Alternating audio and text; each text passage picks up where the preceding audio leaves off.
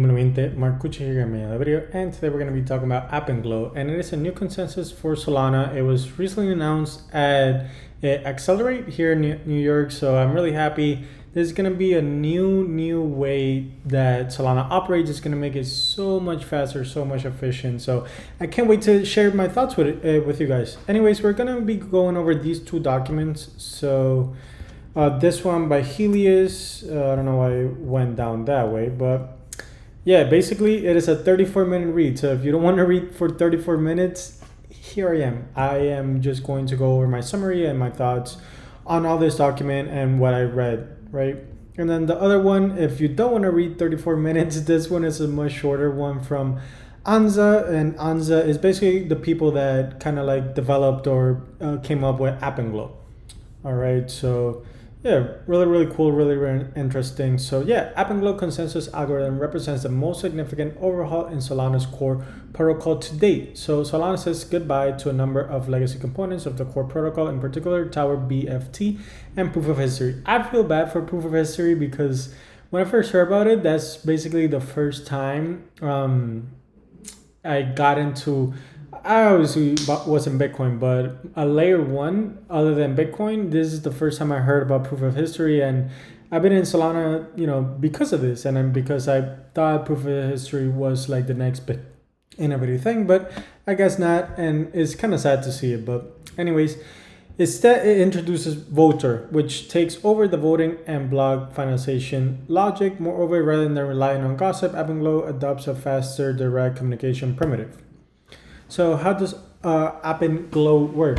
So Alpenglow is two core components. So Rotor is an upgraded block propagation protocol, building on and enhancing the system turbine architecture, and Voter, a new voting protocol that replaces Tower BFT, gossip-based vote propagation, and vote of history for consensus participation.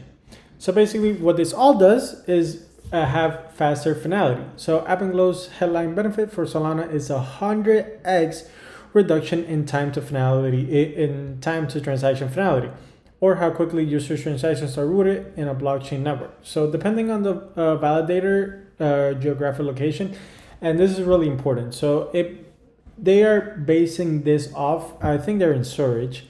That's where they're basing it off, like, here and there, right? This is approximates. This is all in testing, and these are all how do you say it, like theories, right? This is all theory, but this will fall from 12.8 seconds to 100 to 150 milliseconds, allowing Solana to become competitive with more centralized Web2 infrastructure and enabling real-time applications. So basically what this means is like it can compete with like Visa, MasterCard, American Express, all that kind of stuff, right? And the fast, currently, Solana is fast, don't get me wrong, but making it even faster is really scary, especially for the competition. So we're just going to look over, I think right now the only competitors are ETH and SUI in terms of blockchains, right? In terms of layer ones. Let's see where SUI, so Solana right now is at Nakamoto coefficient of 21, SUI is at 18.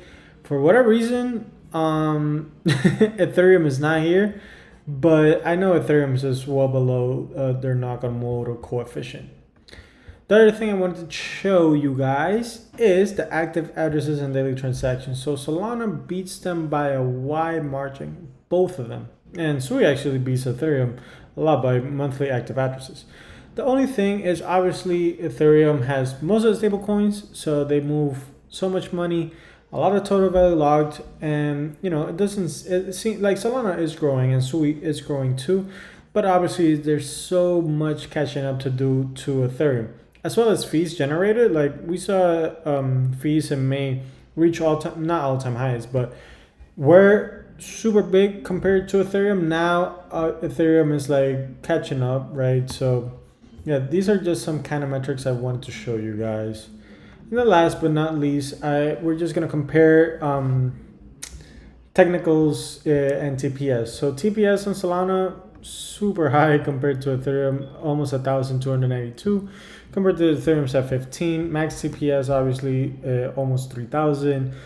Ethereum 62, total transactions 4 million, Ethereum 55,000. So block time, is going to be reduced. Finality is going to be reduced. Nakamoto coefficient. I wish these stuff was here, but anyways, just wanted to show you guys that. So what is the impact on validators and why this is so important for validators? So voting costs are the largest barrier for entry as a Solana validator.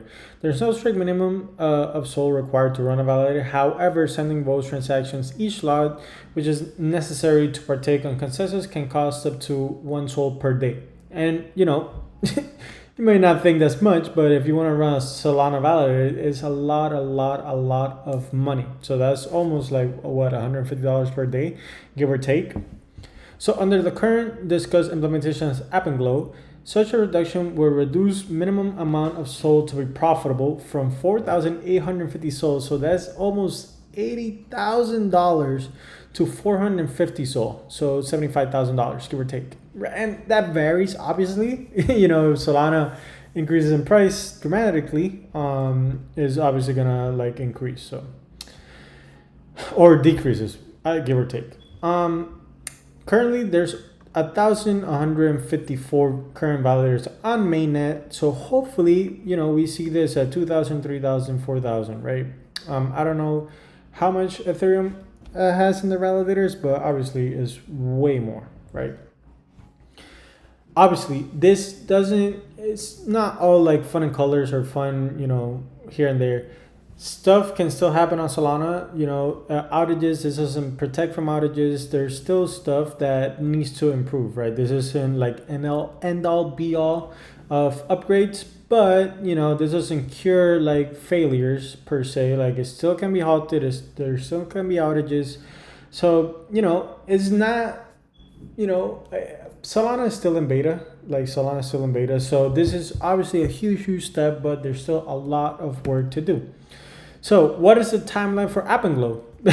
And this is by Anza, and they have a PowerPoint that's super hilarious. It's all stuff like this. So right now they revealed it, testing, and then ship or die. So real honest answer is basically by the beginning of next year. That's what they said. So probably early Q1.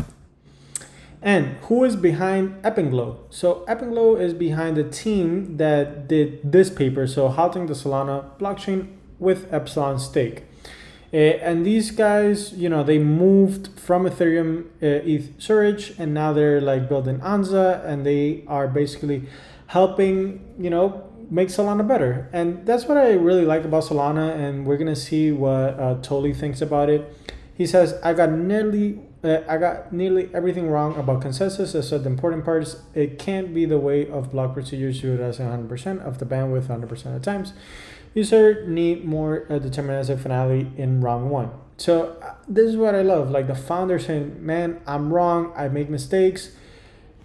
Here's people that are smarter than me or at the same level or whoever it may be. And let's help make this blockchain even better. So that's what I love, man. And this is what we want. We want A4, and this is, this is all fun and games. So, yeah, in terms of your thoughts, oh, wait, one more second. Let me see something. So, conclusion. For the first time, Solana has published formal correctness proof for its consensus algorithm, signaling a shift from its traditional empirical engineering-driven approach towards a more rigorous research-backed foundation. So that's really important to me.